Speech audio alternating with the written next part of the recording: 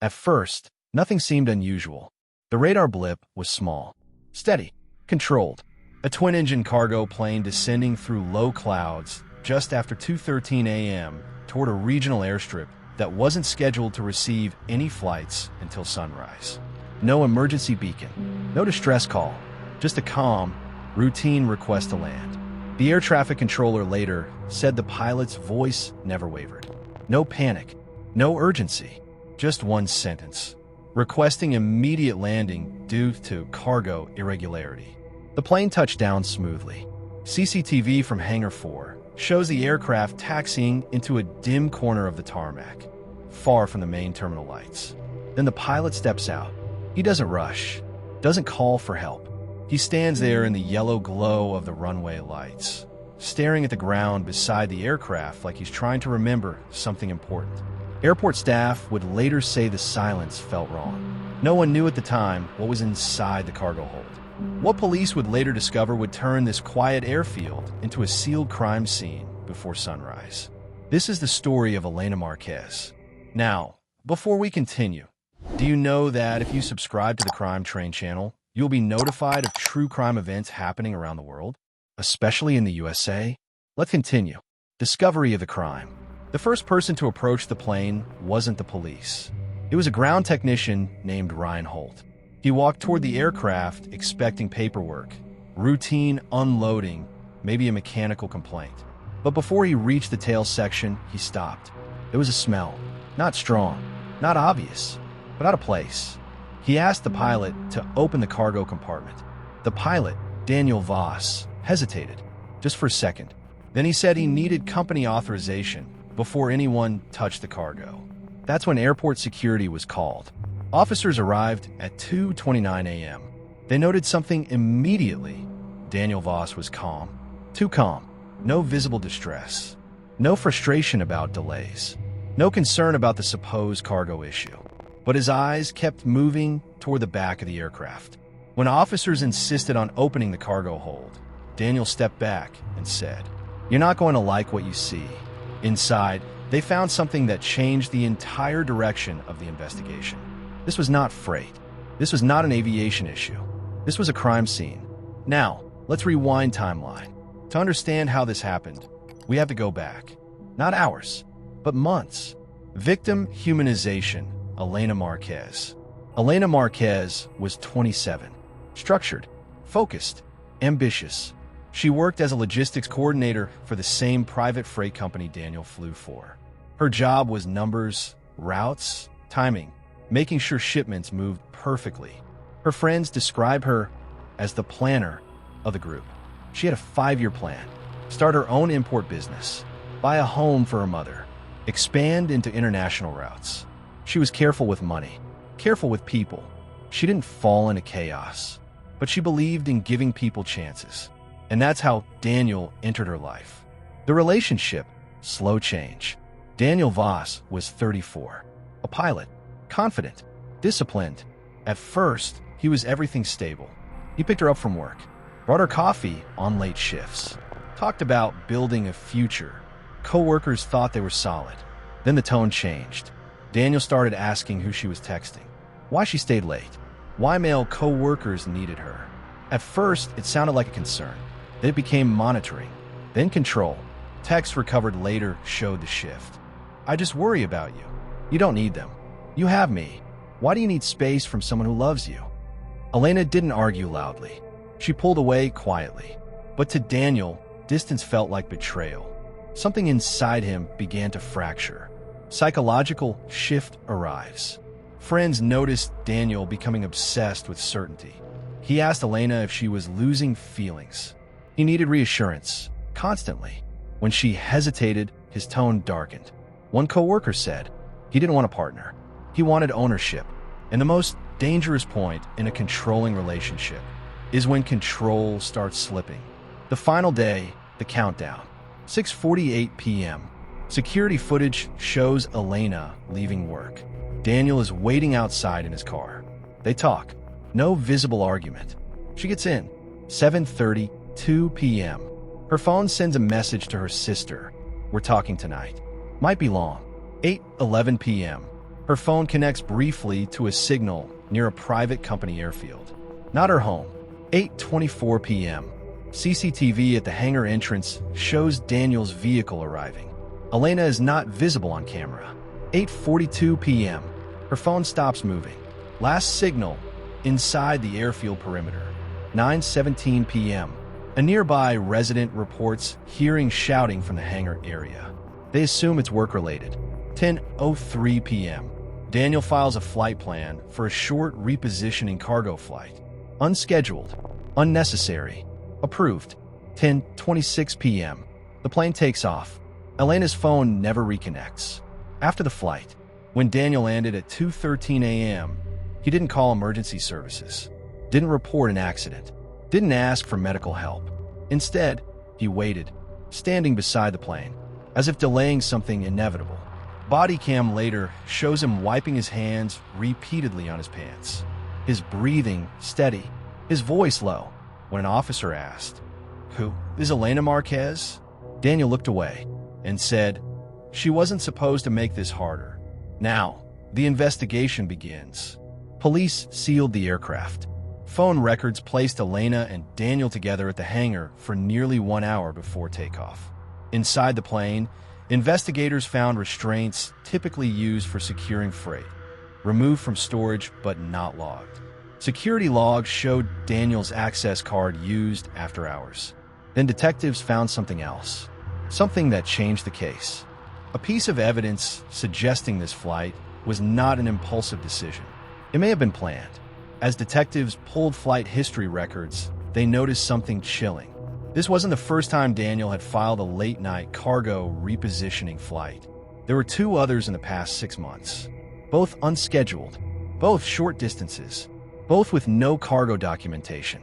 And when investigators cross-checked those dates, they discovered something else. On both nights, Elena had reported arguments with Daniel to a close friend. Police began asking a terrifying question. Was this the first crime, or just the first one discovered? And what really happened inside that hangar before the plane ever left the ground? Now, before we reveal what the police found in the hangar, take 1 second to hit the subscription button and comment which part of the world you're watching from.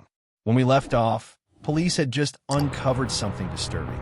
Daniel Voss, the comm pilot who made the 2:13 a.m. landing, had filed 2 other late-night cargo repositioning flights in the past 6 months. Flights with no listed freight. Flights that matched nights Elena had told friends, "We had another bad argument." Investigators now faced a terrifying possibility. Was this incident the result of one night of violence, or part of something that had been building much longer? Now, let's return to the hangar. While the plane was being processed, another team went back to the private company hangar where Elena's phone last connected. Inside, everything looked normal. Too normal. No signs of forced entry. No overturned equipment. Tools organized. Floor recently cleaned. But detectives noticed a rectangular section of the concrete floor that looked slightly darker, as if it had been washed more thoroughly than the rest. In a nearby drain trap, forensic teams recovered trace fibers matching Elena's jacket. That meant one thing: the incident began here, not in the air. The flight wasn't where the crime happened. The flight was what came after. Daniel Voss sat in the interrogation room for nearly 6 hours. Posture straight, voice even, eyes distant. Detectives used a slow approach, not accusations but timelines. Walk us through your evening. Daniel described dinner. A disagreement. Elena, overreacting. He avoided specifics. When asked why her phone stopped moving at the hangar, he said she needed time to think. But when detectives mentioned the clean floor, his composure shifted. He took a long pause. Then he said something investigators would later describe as revealing. She didn't understand what she was doing to me. Not what happened. Not what I did. What she was doing. The focus stayed on his emotional state, not her safety. Psychological analysis begins. Behavioral specialists later testified this was a classic displacement pattern. Daniel framed events as loss of control, but in reality, he had been escalating control for months.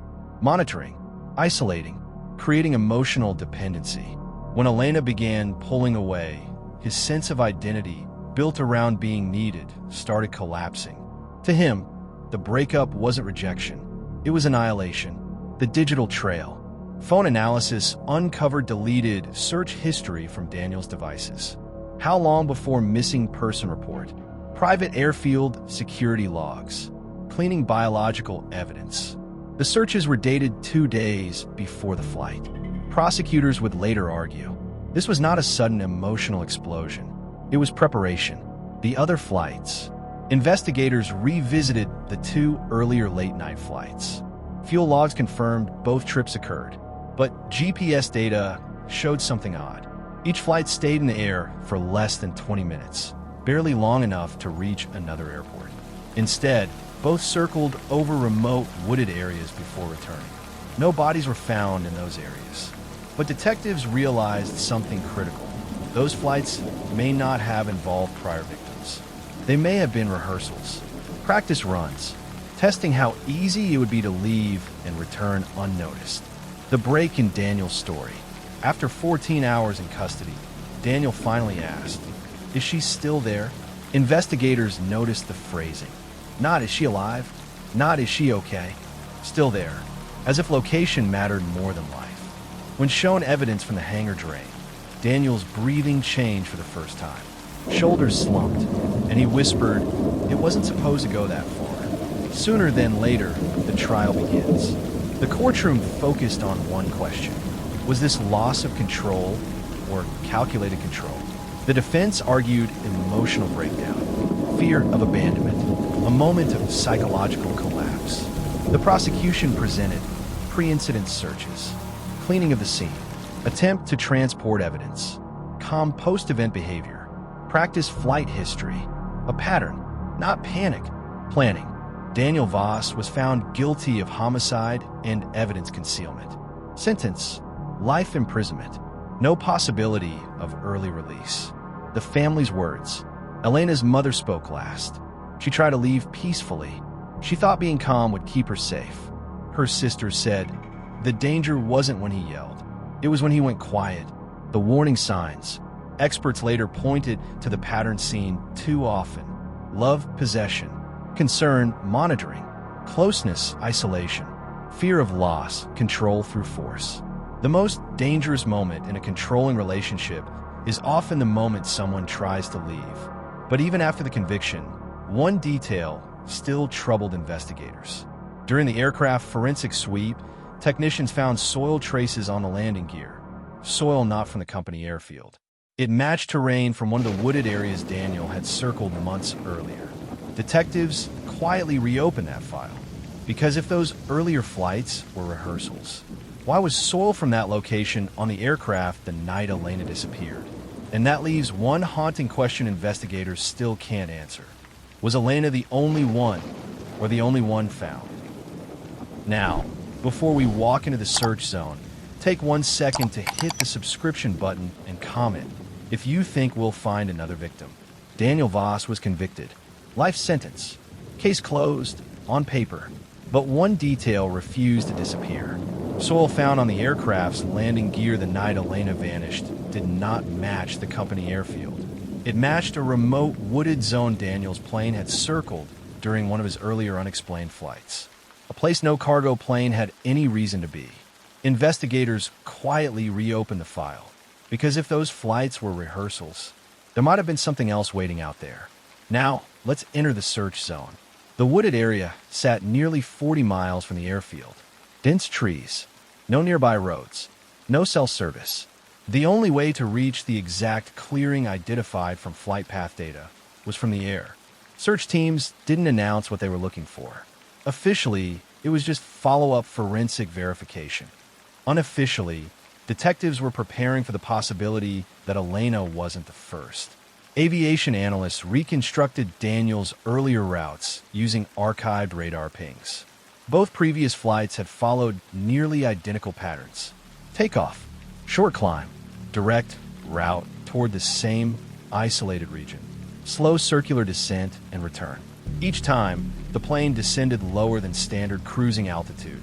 Too low for routine flight. Too controlled for an emergency. It looked like someone searching for a specific landmark. or landing somewhere off-grid. Behavioral experts weighed in. They suggested something chilling. Offenders who fear losing control often rehearse scenarios where they regain it. Testing environments, practicing logistics, reducing unpredictability. Daniel wasn't improvising. He was eliminating variables. The forest may not have been a crime scene at first. It may have been a plan in progress. 3 days into the search, teams noticed something unnatural. A patch of earth where plant growth didn't match the surrounding area. Soil slightly looser, colors slightly different.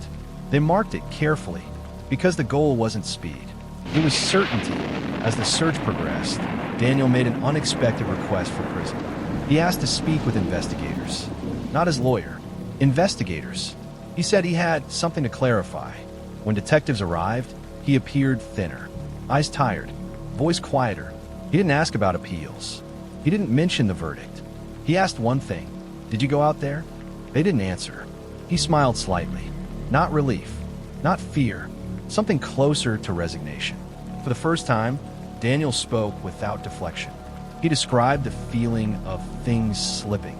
How Elena's independence made him feel irrelevant.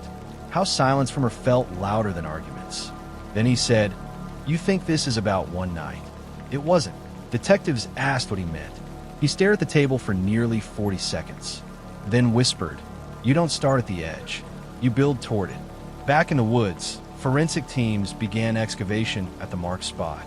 Shovel by shovel, layer by layer. The soil composition changed about 2 feet down. Then came something that stopped the entire site. A small fragment. Not bone, not clothing. Something else. Something investigators weren't expecting. Puzzle piece 8. The evidence that changed everything. It wasn't remains. It was metal, part of an aircraft component.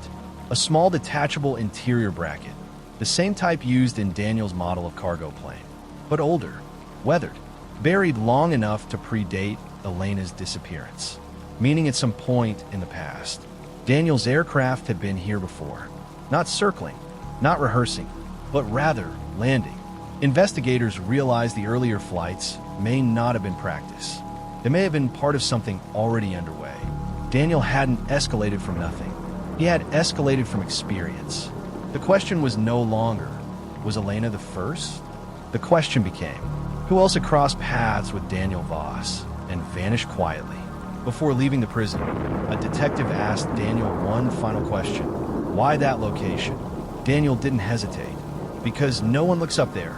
As excavation teams widened the dig site, ground radar detected 2 more soil disturbances within a 30-meter radius. 3 separate burial points. And back at headquarters, missing persons analysts made another discovery. Over the past 4 years, 3 women connected to regional freight companies had disappeared. All had brief professional contact with Daniel. All cases cold. Until now. And as investigators prepared to open those graves, they realized something even more disturbing. One of the disappearances occurred before Daniel ever worked for Elena's company, which means his pattern didn't start here. It started somewhere else, and they still don't know where. Want to know where it started from? Take 1 second to hit the subscription button and comment what you think investigators will find next. Subscribe to the Crime Train now. The excavation took 9 days. Not rushed. Every layer documented. Every fragment cataloged. From the first site, investigators recovered personal effects. Items that could be traced to one of the missing women reported 2 years earlier. A subcontractor who had briefly worked logistics at a cargo terminal.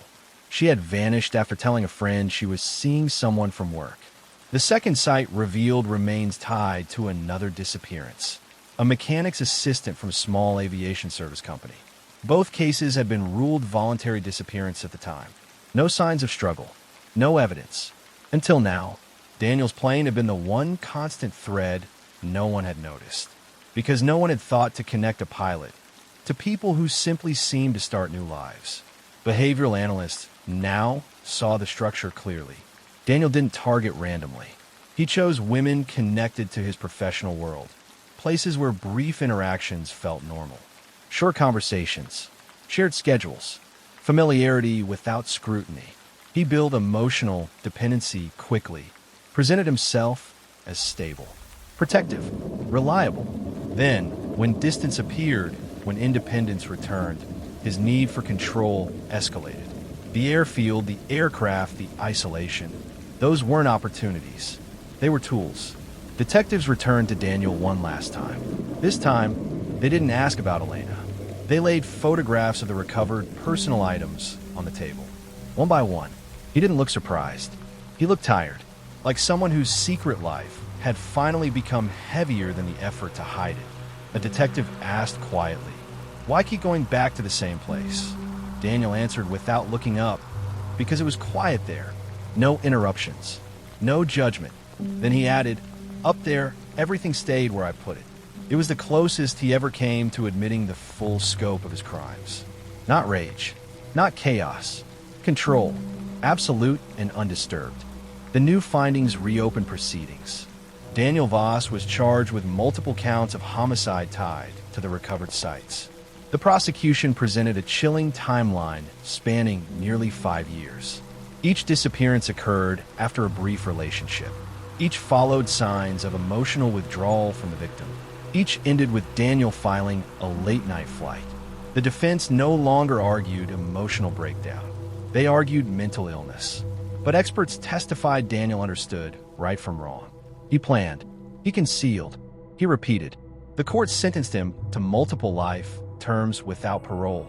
This time, there would be no appeals based on emotional distress.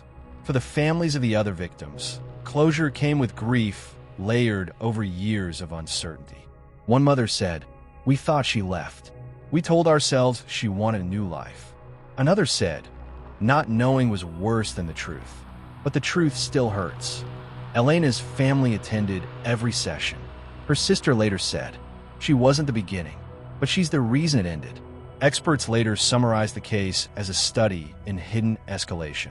Daniel did not appear violent. He appeared dependable, structured, disciplined. But beneath, that was a fragile identity built on being needed. When that need disappeared, he didn't lash out instantly. He calculated. He relocated the situation to places where he had total control. The hangar, the aircraft, the remote land. His greatest weapon wasn't force. It was isolation. During the final review of Daniel's aviation history, investigators uncovered one more chilling fact. Years before his first known victim, Daniel had applied for a search and rescue aviation program. In his application essay, he wrote, "From the air, everything looks small, manageable, contained." That perspective followed him long after he left the program. Up there, he controlled distance, silence, outcomes. Elena's mother visited the airfield months after the trial. She stood at the edge of the runway where the unscheduled landing happened, the place where everything unraveled. She said, "He thought the sky made him invisible, but it was the landing, the one thing he couldn't control, that exposed everything." Daniel Voss believed the sky was where his secrets would stay hidden. But in the end, it was coming back down to earth that brought the truth to light. Did you like this video? Subscribe to the Crime Train and hit the notification bell to get notified on our next thrilling true crime video. Until then, keep chilling in the Crime Train.